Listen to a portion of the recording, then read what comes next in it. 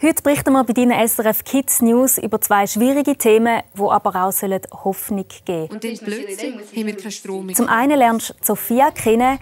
Sie lebt in der Ukraine, in dem Land, wo es seit 8 Monaten Krieg hat. Wie für sie und ihre Familie ein normaler Tag aussieht, das erfährst du bei uns. Und du lernst Kaisa kennen. Ich finde eigentlich Mobbing gar nicht cool, weil sonst hast du irgendwie Angst vor diesen Leuten. Dann kann man sich eigentlich nicht mehr gut konzentrieren und denkt nur noch an das Mädchen. Ich würde dann am liebsten daheim bleiben. Was Kaisa erlebt hat, erleben viele Kinder jeden Tag. Was wir alle zusammen gegen Mobbing unternehmen können, das siehst du jetzt gerade.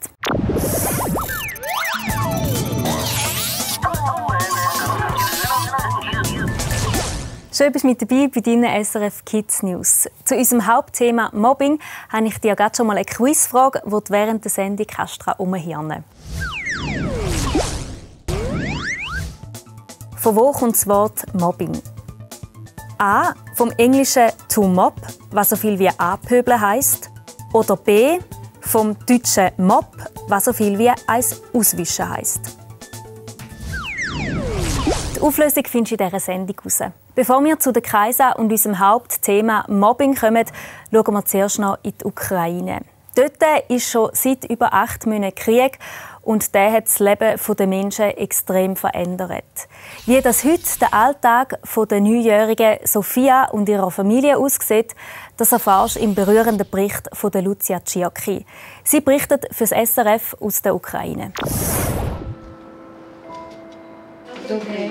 Das ist der Maxim, das ist Sophia und ich heiße Ina. Wir freuen uns, kommen dir vorbei. Die Familie hat vor dem Krieg aus ihrem Dorf flüchten. Sophia ist 9 und wohnt jetzt hier mit ihrer Familie in der nächstgrösseren Stadt in der Ukraine. Schule haben sie und ihre Brüder in den letzten Monaten nur online gehabt. Letzte habe ich mich auf die nächste Lektion vorbereitet und dann plötzlich haben wir keinen Strom mehr im Haus. Ich habe schon gedacht, dass wir jetzt gerade Explosionen hören. Wir haben uns im Gang versteckt, aber zum Glück ist nichts passiert. Auf dem Handy haben sie beide eine App installiert, die sie warnt, wenn es gefährlich werden könnte. Dann färbt sich die Karte hier so rot ein. Der Krieg hat ihr Leben völlig durcheinander gebracht. Früher hatten sie ihre eigenen Zimmer. Jetzt müssen sie sich eins teilen. Um sich von allem rundherum abzulenken, malen sie beide malen. Ich habe immer gerne gezeichnet. Früher sind wir immer ins Zeichnen zu einer Lehrerin gegangen. Die hat uns einen Haufen Sachen gezeigt. Das war super. Am Abend stellst du eine Lampe auf, legst die Kopfhörer an und kannst einfach zeichnen. Das hilft mir zum Entspannen. Von aussen wartet Besuch auf Sophia. Sie ist meine beste Freundin und ich habe sie auch fest vermisst.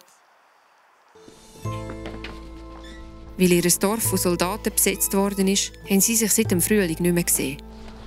Du musst nicht brüllen.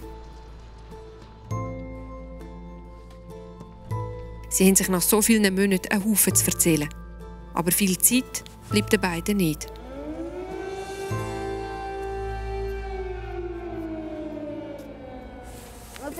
Wir müssen heimgehen. Es ist Luftalarm. In der Wohnung ist es sicherer als draussen. Sophia hat für ihren Besuch einen Kuchen gebacken. In ihr Dorf zurück, wo sie beide früher gewohnt haben, können sie nicht. Ich bin vorgestern mit den Eltern dort gefahren, wo wir gewohnt haben.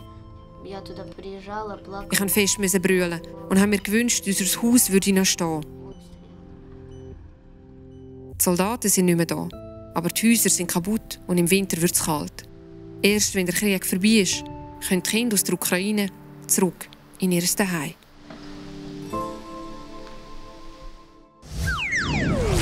Wenn du Fragen hast zu diesem Beitrag, dann melde dich doch im Treff auf srfkids.ch. Ich bin da für dich. So heisst das Lied von Luca Henny, wo er für die Aktion «Say Hi» singt. Diese Aktion ist gegen Mobbing. Und alle tanzen 1, 2, 3, komm und tanz mit uns. Lass dich einfach gehen und mach mit. Du kannst den Tanz nachtanzen, uns dein Video einschicken auf srfkids.ch und so ein Zeichen setzen für die Freundschaft. Das Lied und der Tanz machen gute Laune und gleich stecken ganz viele traurige Geschichten dahinter. So auch die Geschichte der zwei mutigen Freundinnen, der Kaisa und der Milena. Ich bin Kaisa, ich bin 10, ich bin in der 5. Klasse und ich werde in der Schule gemobbt. Ich bin Milena und ich bin 10, ich gehe in die 5. Klasse und ich bin an der Kaisa ihre beste Freundin. Bei mir hat sie in der 3. Klasse angefangen, wo ein Mädchen neu zu uns gekommen ist. Und seitdem ist sie eigentlich immer fies zu mir. Dort, wo die Neue gekommen ist, haben sie ihre blöde Wörter gezeigt und sie haben geschupft. Oder wenn das Mädchen bei der Kaisa beim Tisch vorbeigelaufen ist und ihre eine Flatter gegeben hat oder am Kopf geschlagen hat. Sie hat es immer öfters gemacht und dann auch mehrmals hintereinander, also mehrmals am Schultag. Ich denke einfach so, wieso kann man so etwas machen? Wenn jemand auf sie losgeht oder halt eben blöde Sachen macht, kann ich denen sagen, hört auf, weil es ist nicht lustig. Sie sagt dann, musst keine Angst haben, weil sie macht das nur aus Ärgerlichkeit, weil sie mich ärgern will, weil sie auf irgendetwas neidisch ist. Mir macht es Mut, wenn sie mir zur Seite steht. Ich finde wirklich, man soll über Mobbing reden, weil dann haben wir vielleicht mehr Unterstützung von anderen Personen. So wie an der Kaisa geht es jedem 10. Kind in der Schweiz irgendwann während der Schulzeit. Darum hast du vielleicht auch schon mal Mobbing in irgendeiner Form erlebt. Dass Mobbing viel mehr ist als einfach ein Streit zwischen dir und deinen besten Gespendli, das schauen wir uns jetzt genauer an. Das Wort Mobbing kommt vom englischen Verb to mob. Das heißt so viel wie anpöbeln oder schikanieren. Beim Mobbing wird ein einzelnes Kind von einem oder mehreren Kindern über eine längere Zeit immer wieder gepiesackt. Zum Beispiel wird es ausgeschlossen, immer wieder beleidigt oder ausgelacht, ihm oder ihr wird körperlich wehgetan oder es werden dem Kind Sachen weggenommen oder kaputt gemacht. Mobbing geschieht in der Gruppe. Es gibt immer mehrere Beteiligte. Das Opfer, die Täterin oder der Täter, die Mitläuferinnen und Mitläufer und die beobachtenden Kinder. Die Mitläuferinnen und Mitläufer helfen beim Plagen mit, würden aber nicht von selbst anfangen. Die Beobachterinnen und Beobachter machen den größten Teil der Gruppe aus. Sie schauen zu oder auch bewusst weg. Sie sind froh, dass sie nicht selbst drankommen und unternehmen darum nichts. Vielleicht lachen sie sogar mit, wenn das Opfer geplagt wird. So bestätigen sie der Täterin oder dem Täter, dass ihr oder sein Verhalten okay oder sogar toll sei. Und wer sind die Opfer? Untersuchungen haben gezeigt, dass es kein typisches Opfer gibt. Es kann jeden oder jede treffen. Eine Täterin oder ein Täter findet immer einen Grund, warum das Opfer irgendwie anders ist. Beispielsweise gefällt ihnen die Kleidermarke eines Kindes nicht. Oder sie pöbeln ein Kind an, nur weil es besonders schüchtern ist. Oft sind die Opfer Kinder, die sich nicht so gut wehren können. Die Täterinnen und Täter hingegen fühlen sich mächtig und stark, wenn sie andere Kinder mobben. Mobbing bleibt manchmal lange unbemerkt. Es passiert, wenn keine Erwachsenen da sind, zum Beispiel auf dem Schulweg. Zudem schweigen gemobbte Kinder oft, weil sie Angst haben, als Verräter oder Verräterin zu gelten und es dann noch schlimmer wird. Oder sie denken, es sei normal, so behandelt zu werden. Das ist es aber nicht. Gemobbte Kinder leiden stark. Sie sind unglücklich, haben Angst, in die Schule zu gehen, bekommen Bauchweh oder werden krank. Einige möchten sogar nicht mehr leben. Grundsätzlich gilt, Mobbing hört nicht von selbst auf. Es geht alle in der Gruppe an. Unbeteiligte gibt es nicht. Mobbing kann aber mit Hilfe von Erwachsenen beendet werden. Darum ist es wichtig, dass du dir Hilfe holst. Bei deinen Eltern, einer Lehrperson, der du vertraust, oder bei den Profis, beispielsweise von Pro Juventute. Ich bin mir sicher, du weißt jetzt, was Mobbing ist und auch, woher das Wort kommt. Die richtige Antwort ist also A. Und du hast es gehört, hol dir Hilfe, wenn du gemobbt wirst oder wenn du Mobbing beobachtest. Wie dass du das genau machen kannst, das haben wir von der Lulsana Musliu wissen.